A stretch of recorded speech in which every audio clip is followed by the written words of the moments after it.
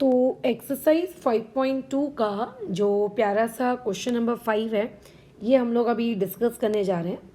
इस टाइप के सवाल तुम लोगों को अलग अलग फॉर्मेट में अलग अलग तरीक़ों से देखने को मिल सकते हैं, जो कि कोई बहुत बड़ी बात नहीं है। बहुत ही प्यारा सा एक्चुअली इसका फॉर्मेट है।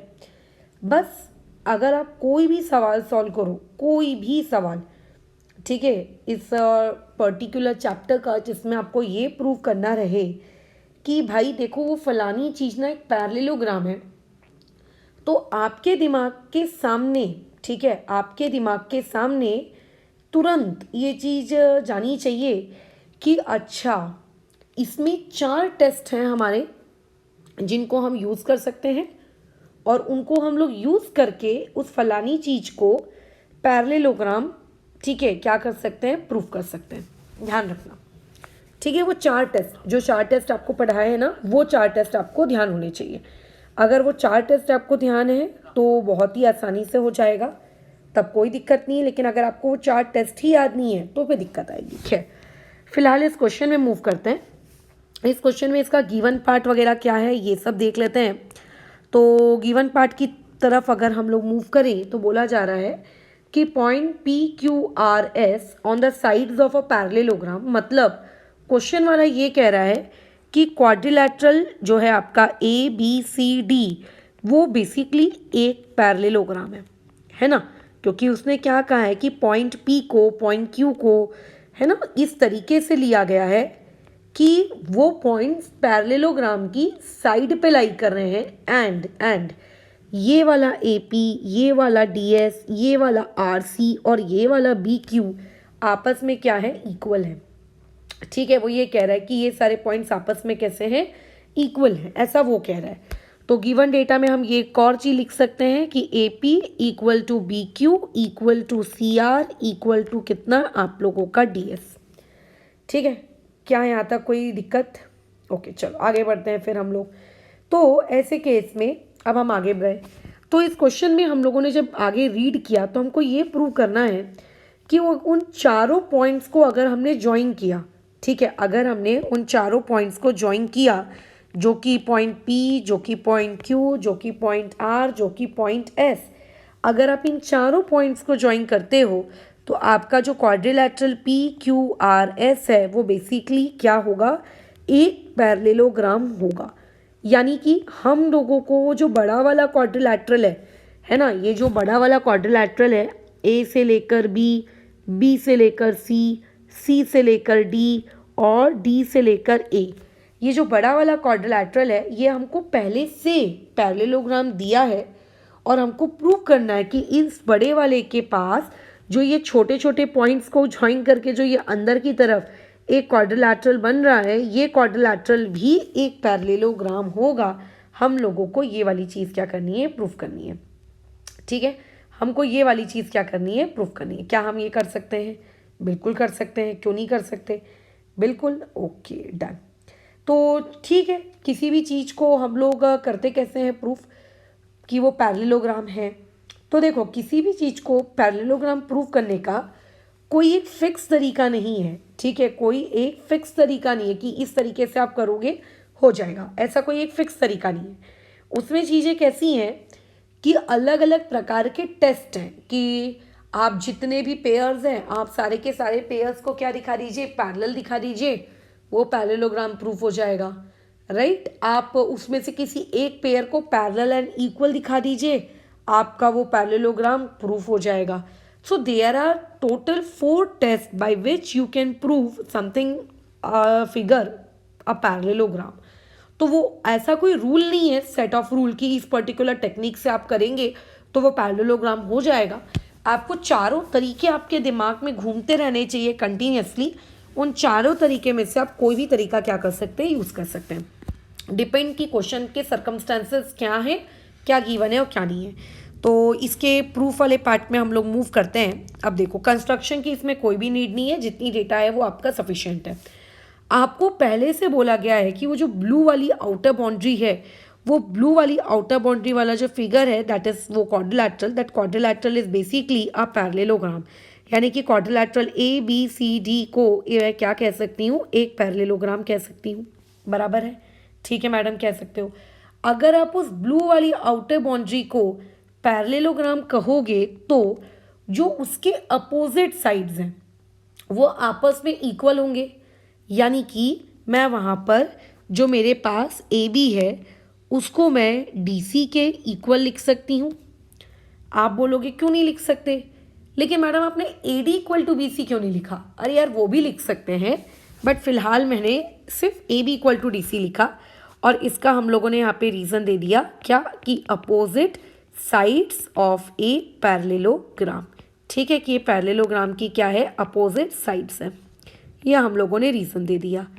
अच्छा, लेकिन इससे हमें अचीव क्या हुआ? देखो, इससे अचीव ये हुआ, आप पूरा अपना दिमाग उस फिगर में ए बी जहाँ पर है आप उस पर लड़ाइए।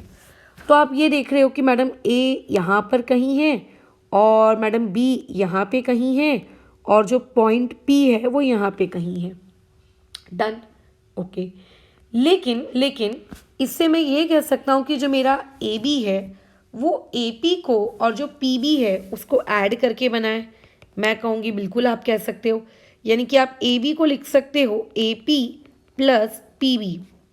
सिमिलरली अगर मैं तुमसे नीचे में जो डी सी साइड है अगर इसके बारे में बात करूँ तो देखो, डी पॉइंट यहाँ कहीं है, सी पॉइंट यहाँ कहीं है और उसके बाद ये जो आर पॉइंट है वो यहाँ कहीं है।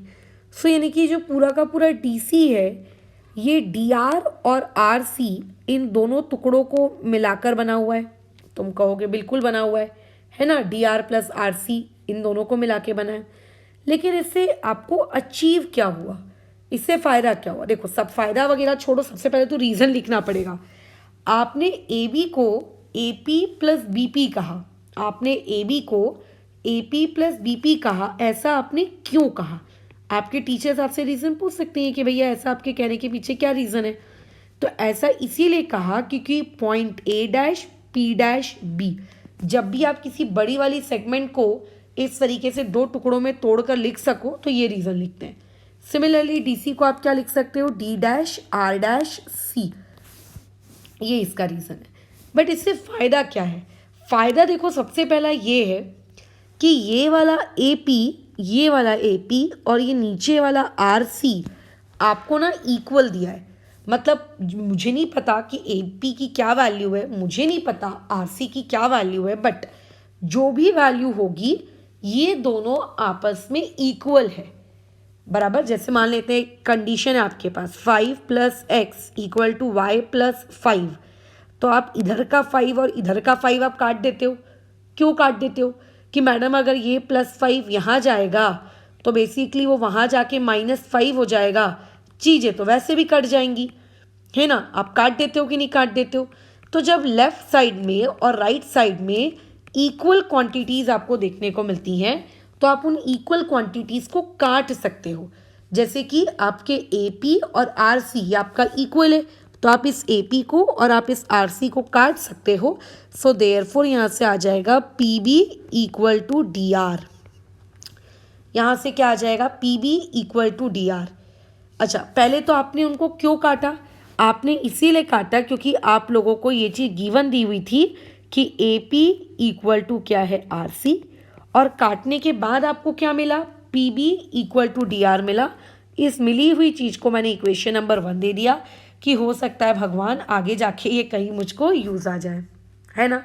आई डोंट नो कहाँ यूज़ आएगी, बट ठीक है, आगे जाके मुझको ये यूज़ आ सकती है, इसीलिए मैंने इसको क्या कर दिया है, काट के रख लिया है अपने पास कि भैया तू मेरे साथ रहे, ठीक है। अच्छा ठीक है, अब देखो, अब आप अपने, मैं जो मतलब ड्राइंग कर रही हूँ ना, आप उसमें ड्राइंग पे अपना फोकस करना। देखो, एक मैंने ये ब्राउन कलर से शेडिंग की, ये मैंने शेडिंग की ब्राउन कलर से, क्या नाम है इसका, देख के बताओ। इसका नाम है PBQ। और दूसरी ब्राउन कलर की शेडिंग मैंने ये की है, इसका नाम क्या है, इसका नाम है DSR। तो बेसिकली मेरे को 2 ट्रायंगल चाहिए जो एक दूसरे के अपोजिट हो, तो मैंने ये 2 अपोजिट ट्रायंगल चूज़ किए। आप चाहते तो ये वाला ट्रायंगल और आप चाहते तो ये वाला ट्रायंगल भी चूज़ कर सकते थे, बट फिर उसके लिए आपको AD साइड्स के साथ और BC वाली साइड के साथ क्वेश्चन की शुरुआत करनी पड़ती, ठीक है, जो कि हम लोगों ने AB और DC के साथ किए, इसलिए 2 ट्रायंगल ले रहे हैं। तो एक ट्राइंगल है ऊपर का BPQ, तो यहाँ पे नीचे आ जाएगा आप लोगों के पास इन ट्राइंगल BPQ, और दूसरा आप लोगों के पास यहाँ पे क्या आ जाएगा, दूसरा ट्राइंगल क्या है, देखो नीचे की तरफ, नीचे वाला ट्राइंगल है SDR, तो ए आ गया आपके पास ट्राइंगल SDR। अब मुझको एक बात देख के बताओ, इन दोनों ट्राइंगल्स में आपको क्या कॉन्ग्रुएंट दिख रहा है? तो आप बोलोगे मैडम ये वाला BQ और ये वाला DS, ये तो भैया चीख चीख के बोल रहे हैं कि हम दोनों कॉन्ग्रुएंट हैं, और ये चीज़ तो गिवन भी दी है, यानी कि सेक BQ ये जो है वो कॉन्ग्रुएंट है किस चीज़ के, सेक DS के, और इसका हम लोग रीज़न दे सकते हैं कि ये चीज़ तो भाई गिवन है। इसके अकॉर्डिंग मतलब इसके अलावा और क्या गिवन है, मतलब या और क्या आपका इक्वल आपको दिख रहा है? तो आप ये कहोगे कि मैडम देखिए ये वाला PB और ये वाला DR ये भी तो आपस में इक्वल है, ये देखो जस्ट आपने प्रूफ किया PB = DR, तो मैं बोलूँगी हाँ यार हमने जस्ट यहाँ पे प्रूफ किया, तो मैं यहाँ लिख सकती हूँ कि सेग PB, ठीक है, ये कॉन्ग्रुएंट है सेग DR के, और इसका हम लोग रीज़न क्या दे सकते हैं, फ्रॉम 1, ठीक है, ये रीज़न हम लोग दे सकते हैं। अब ये तो हो गई दो साइड, और भी कुछ ऐसा है उन दोनों ट्राइंगल्स में जो कॉन्ग्रुएंट दिया है बट तुम्हारी नज़रों से वो बच रहा है। तो हमने बहुत सोचा, फिर हमको याद है अच्छा ये वाला एंगल B और ये वाला एंगल D ये आपस में क्या है, कॉन्ग्रुएंट है, ठीक है। अब तुम मुझे पूछोगे कि ये वाला एंगल B और ये वाला एंगल D आपस में क्यों कॉन्ग्रुएंट है, तो मैं तुम्हें क्या जवाब दूंगी कि देखो अगर आपको ये चीज़ गिवन है कि आपका फिगर एक पैरेललोग्राम है, दिया है कि नहीं दिया है कि आपका फिगर एक पैरेललोग्राम है, यस मैडम दिया है, तो अगर आपका एक फिगर पैरेललोग्राम है तो आप ये लिख सकते हो कि उसकी अपोजिट साइड्स क्या हैं, इक्वल है। तुम बोलोगे कि हाँ बिल्कुल लिख सकते हैं कि इसके अपोजिट साइड्स इक्वल है, बिल्कुल लिख सकते हैं। तो साथ ही साथ में आप ये भी तो लिख सकते हो कि उसके अपोजिट एंगल्स आपस में इक्वल होंगे, यानी कि आप एंगल B को और एंगल D को इक्वल बता सकते हो। Reason opposite sides are opposite angles are equal, तो यहाँ पे मैं लिख सकती हूँ कि एंगल PBQ, ठीक है, ये कॉन्ग्रुएंट हो गया एंगल के किसके, D, यानी कि एंगल कौन सा आपका SDR के, इसका हम लोग रीज़न देंगे क्या, अपोजिट एंगल्स, ठीक है, ऑफ ए पैरेललोग्राम, बराबर कि आप लोगों को जो चीज़ पैरेललोग्राम दी गई थी PQRS, ये उस PQRS, अच्छा नॉट PQRS नहीं दिया था क्या, ABCD, ये उस ABCD के अपोजिट एंगल्स हैं। सो देयरफॉर यहाँ से ट्राइंगल BPQ, ठीक है, कॉन्ग्रुएंट प्रूफ हो गया ट्राइंगल SDR के, और इसका रीज़न रहा क्या आपका SAS टेस्ट, ये रीज़न रहा है ना। ये दोनों ट्राइंगल क्या हो गए, कॉन्ग्रुएंट हो गए SAS टेस्ट। लेकिन इन दोनों ट्राइंगल को कॉन्ग्रुएंट करके आपको अचीव क्या हुआ, फ़ायदा क्या हुआ? तो देखो अगेन अगर आप दो ट्राइंगल को कॉन्ग्रुएंट प्रूफ करते हो तो आप CACT लगा सकते हो, आप CHCT लगा सकते हो। तो क्योंकि ये दोनों ट्राइंगल मेरे कॉन्ग्रुएंट हैं तो तुम्हें नहीं लगता कि मैं यहाँ पे ये लिख सकती हूँ कि सेक PQ कॉन्ग्रुएंट हो जाएगा किस चीज़ के, आप लोगों के सेग SR के, और उसका रीज़न है CSCT, है ना। यानी कि मैं ये लिख सकती हूँ कि मेरा PQ और जो मेरा RS है ये आपस में क्या आ चुका है, इक्वल आ चुका है। मुझे नहीं पता मुझे इसके आगे कहाँ यूज़ है, बट हाँ मैंने इसको खैर को इक्वेशन नंबर 2 दे दिया, और इक्वेशन नंबर 2 देकर मैंने इसको छोड़ दिया, हो सकता है मुझे आगे इसका कहीं पे कुछ इस्तेमाल पड़ जाए। तो इससे कम से कम ये तो प्रूफ हो गया। आपको क्या प्रूफ करना था कि आपका ये वाला PQ और ये PQRS ये आपका क्या होना चाहिए, ये एक पैरेललोग्राम होना चाहिए, ये आपको प्रूफ करना था। तो कम से कम आपने ये तो प्रूफ कर दिया ना कि ये वाला जो ऊपर वाला PQ और जो नीचे वाला RS है ये दोनों आपस में इक्वल है। कम से कम आपने ये तो प्रूफ कर दिया। बिल्कुल मैडम ये तो हम आपने कम से कम प्रूफ कर ही दिया है। ओके ठीक है, कम से कम। अब मुझे एक बात बताओ, जिस तरीके से मैंने वो दो ब्राउन वाले ट्राइंगल्स को कॉन्ग्रुएंट प्रूफ किया, अगर मैं तुमसे कहती कि ये वाले जो दो ब्लू कलर के ट्राइंगल्स है दो छोटे छोटे, आप इनको भी कॉन्ग्रुएंट प्रूफ कर दो, तो क्या आप कर सकते थे क्या? बिल्कुल कर सकते थे। बस क्वेश्चन की शुरुआत में जो हमने AB = DC लिखा था वहाँ पे आपको AD इक्वल टू BC के साथ क्वेश्चन की शुरुआत करनी पड़ती।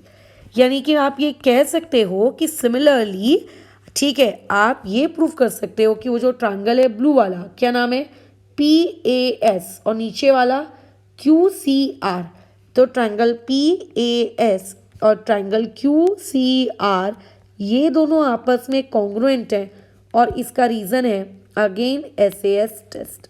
सिमिलरली अपन प्रूव कर सकते हैं।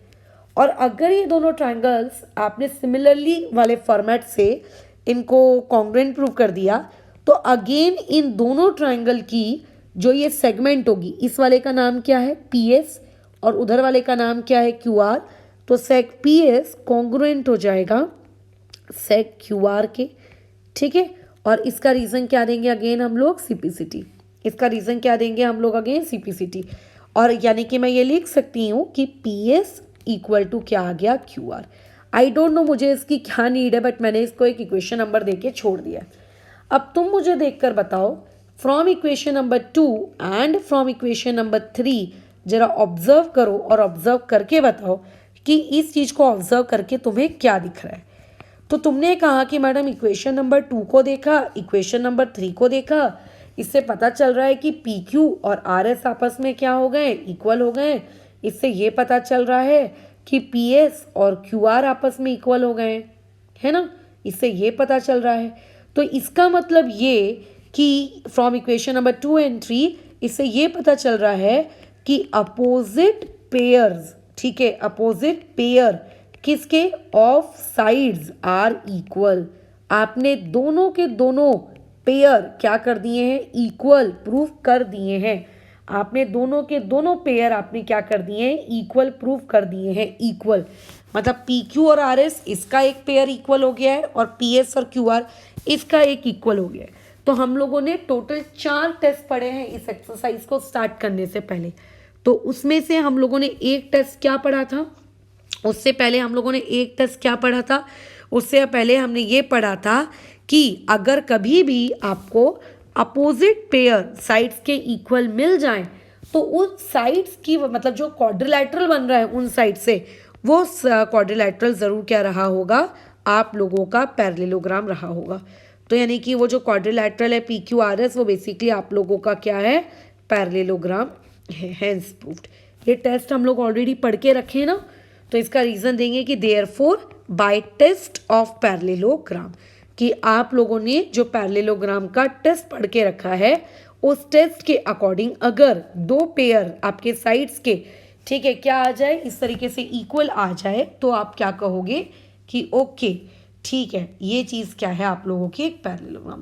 बस दैट्स इट। तो कितना प्यारा सा छोटा सा, ठीक है, आपका ये सवाल था। खैर, तो यहाँ पे फ़िलहाल हम लोगों का डिस्कशन ख़त्म होता है। इसके नेक्स्ट वाले वीडियो में हम लोग और आगे की चीज़ों को डिस्कस करेंगे। ओके।